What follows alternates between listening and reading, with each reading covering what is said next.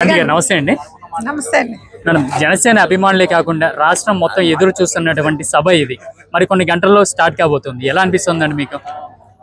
చాలా ఆనందంగా ఉందండి. నేను మొదటిసారి పాల్గొంటున్నాను దీనికి.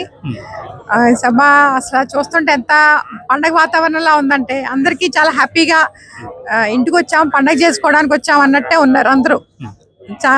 నేను ఇలాంటి దాంట్లో పాల్గొనడం చాలా హ్యాపీగా ఉంది. ముఖ్యంగా గోదావరి జిల్లాల వాసిగా పవన్ కళ్యాణ్ గారు మీ జిల్లా నుంచి ప్రాతినిధ్యం వహిస్తూ ఉండడం మీకు ఎలా అనిపిస్తుందండి? మా దృష్టం అండి అది. ఇక్కడ నుంచి చెప్పండి. మా తూర్పుగోదావరి జిల్లా నుంచి చేయడం అన్నది మా అదృష్టంగా భావిస్తున్నాను. ఈ పిఠాపురం ప్రజలు చాలా అదృష్టవంతులుగా నేను భావిస్తున్నాను.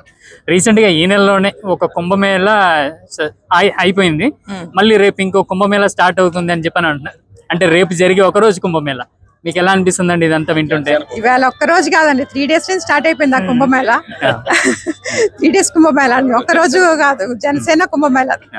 అంటే మొత్తం మీరు సుమారు అంటే ఎంతమంది జనం వస్తారని చెప్పి ఎక్స్పెక్ట్ చేస్తున్నారండి? ఎక్స్పెక్ట్ చేసిన దానికన్నా డబ్బులు ఉంటారండి. ఎప్పుడు పవన్ కళ్యాణ్ గారి మీటింగ్ అంటేనే జనాలకి కరువు లేదు. అది ఎవరు డబ్బులు ఇచ్చి తీసుకురావడం కానీ ఎవరు ఎలాంటివి ఉండవు. ఎవరి సొంత డబ్బులు పట్టుకుని వచ్చేస్తారు అందరూ.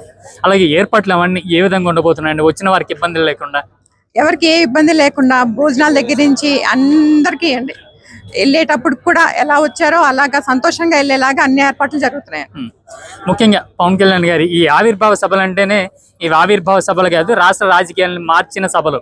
అంటే గతంలో ఎప్పడం సభ కూడా కావచ్చు. అంటే ఇప్పుడు రేపు ఈ సభ ఎలా ఉండబోతుందని మీరు అనుకుంటారు? అంటే పవన్ కళ్యాణ్ గారి స్పీచ్ కోసమే మేము అందరం వెయిట్ చేస్తున్నామండి. మీరే కాదండి, రాష్ట్రం మొత్తం ప్రపంచం మొత్తం వెయిట్ చేస్తుంది. అందరూ అంతా వెయిట్ చేస్తుందండి. ఆయన ఏం మాట్లాడతారు అన్నది అదొక ప్రపంచం. ఎప్పుడు ఎవరికి ఊహకు అందదు అది. రైట్ అండి, థ్యాంక్ యూ.